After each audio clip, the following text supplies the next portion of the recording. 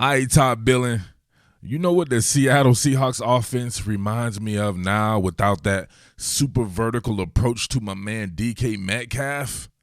Right? Earlier in the season, you could say that Seattle had arguably the most explosive offense in the league, and it was the most exciting offense in the league. It was just a new day in Seattle that you didn't normally see, right? So it reminded me of when your man's like, hey, Russell, that's Russell right there. Stone Cold is Russell. At the beginning of the year, I was like, man, Russell is a bad mother. Shut your mouth. You get what I'm saying?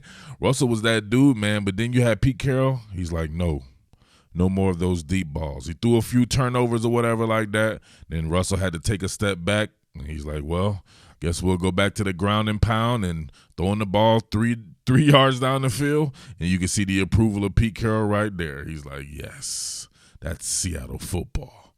Come on, man. I do understand, right? I've played football. Marrying your offense to your defense does wonders for your defense. Pete Carroll is a defensive guy. That approach on offense is definitely helping the defense. However, man, in the playoffs, you're going to see some guys that are very explosive that could definitely exploit the defense, make it look like it looked earlier, right? When everyone was talking about firing Ken Norton, I have not heard that phrase. It's crazy. I used to get it 100 times per video. I have not heard it in like 6 weeks. So that's a good thing, right? However, that offense, man, something has to happen. I mean, they have to be sandbagging, right? Either they're sandbagging or your man Vince McMahon, a.k.a. Pete Carroll, has made Russell Wilson go back corporate. Man. What more can I say? Top Billin. All right, so if you guys remember DK Metcalf, Russell Wilson straight smoked San Francisco through the air the first time the guys played each other. So you would expect for San Francisco to have devised a different game plan this time. I said it before, and I'll continue to say it. I think San Francisco has the best roster, definitely in the NFC West, has the best roster to me, perhaps in all of football. Even with all the guys injured, they play a great brand of football, especially on defense, even on offense, right? They definitely marry their offense to their defense as well, missing a ton of players, but still have a great nucleus of dynamic players that can get the job done, and they played Seattle very well. Or maybe Seattle just corporated themselves and they're sandbagging for the playoffs, but I'm not sure if they set the blueprint, but this used to be the blueprint. If DK Metcalf was soloed off with no help over the top, this was an automatic alert for a vert call before. Why not? Why not? This guy can go up and get it with the best of them. Just give him a shot. There's your targets right there, and it looks like he's getting disinterested. There's a lot of stuff going on there I'll get to right there that says that this man's head may not even be in the game because he's not getting these wild shots before. But this is what they're doing right here, right? They're pressing up on him, and even pre-snap, they're showing Russell something pre-snap and then coming out of it post-snap. So pre-snap, it looks like this could be some type of, I don't know, man-free or something like that. But this ends up being bracket coverage with Jimmy Ward shooting over here and making sure that there's dedicated help over the top for Jason Verrett right there. So it's a great game plan. Always have dedicated help if you can when DK Metcalf is outside and it's look like they're trying to throw a shot play with them. But on this particular one right here, they went corporate and he ends up just running like a drag or something like that. So that, to me, I'm not sure what's going on there. 1-900 shotty, not dialing it up. Him being more like 1-800 shotty with these easy shots, or if it's got to be your man Pete Carroll, not necessarily wanting to take those risks and turn the ball over, just play solid defense and stuff like they used to do. But you can see right there, right, roll coverage towards him, and you can see with his first step, he's going to automatically shoot over there and shade towards DK Metcalf. Verrett can run, Jimmy Ward can run. At the very least, they'll give themselves an opportunity to have two people there. But what is it? It's just looks like a slant, right? So pretty much just a slant here and nothing to it. You got to generate these big plays. Got to generate the big plays. You can see right here, this could be the blueprint. And somebody like the Rams looking at this and they're like, oh, that's what we do right there. Just a little bit of dedicated help over the top. It'll force Russell to throw the short game or not check to the alert like before. I don't know. Maybe they're sandbagging. I'm going to stick with the sandbagging theme. All right, now look at this. This time they're just going to run their normal 3-deep approach here. 3-deep shell. with a vertical bail. So just like I said before, Jason Verrett can run, but he's not DK Metcalf. He's not his size.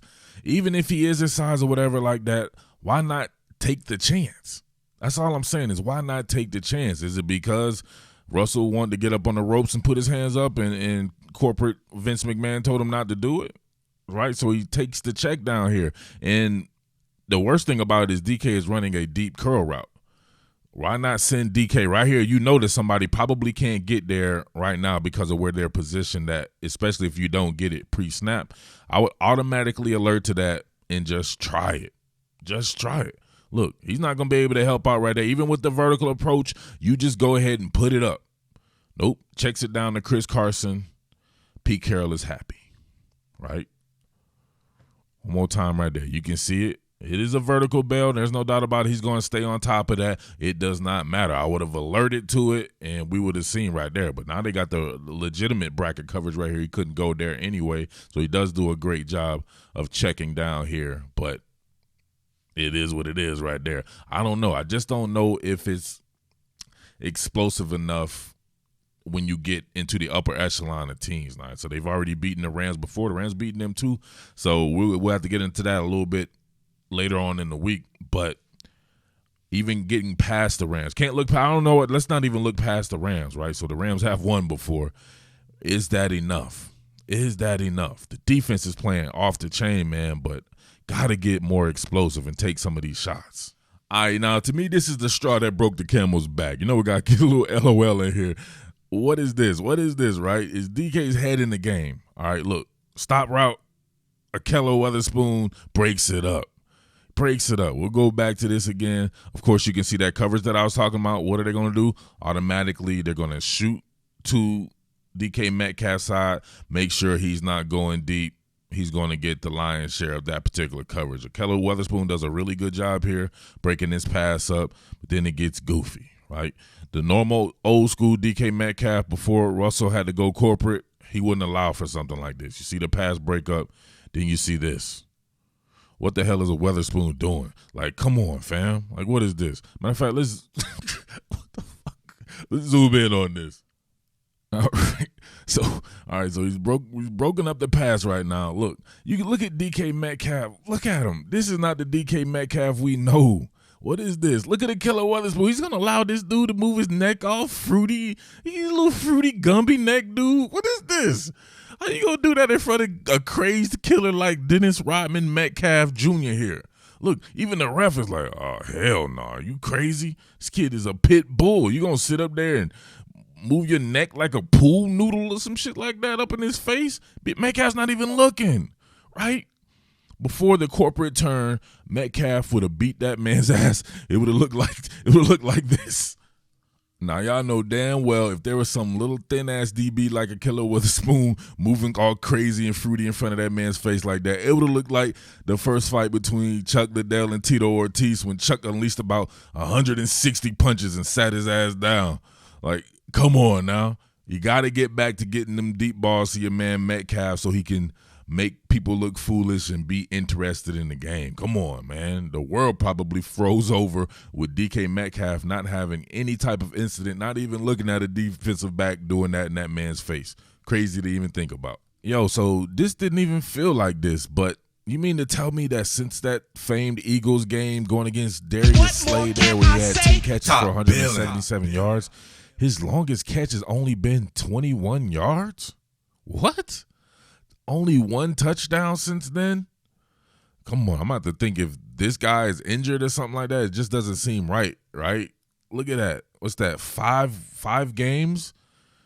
Oh, man. He was on a pace to have much more than 1,300 yards as well, too. So something's got to change right there, man. And if we see here in two games against the Rams, it seems to me that's when Russell is at his worst, thinking about not throwing the ball to DK Metcalf because of Jalen Ramsey. But, man, you're gonna have to do something to beat these guys. And it can't be, to me, 6 catches for 59 yards.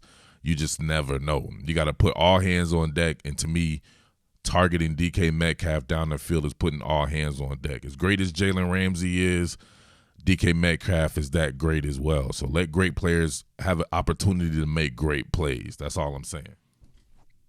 What happened to these days, man? The good old days. Nasty. What more can I say? Top Billin.